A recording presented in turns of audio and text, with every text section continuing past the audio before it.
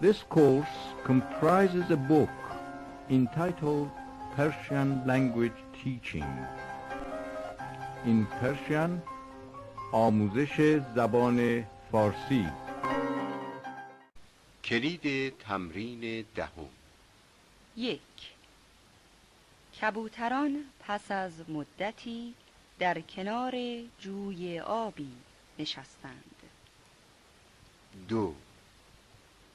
اگر متحد شویم می توانیم نجات پیدا کنیم. 3. کبوترها از آزادی و بازی در آسمان لذت می بردند. 4. یکی از کبوتران بالهای خود را باز کرد تا پرواز کند ولی نتوانست. 5. کبوتران خود را به پایین درخت رسانیدند. 6.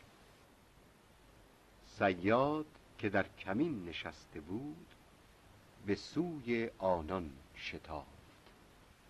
7. کبوتران با هم قرار گذاشتند که اشتباه خود را دیگر تکرار نکنند. 8.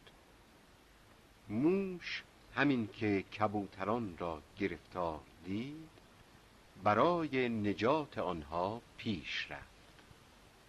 9. دلم می‌خواهد دوستانم زودتر از من آزاد شوند. 10.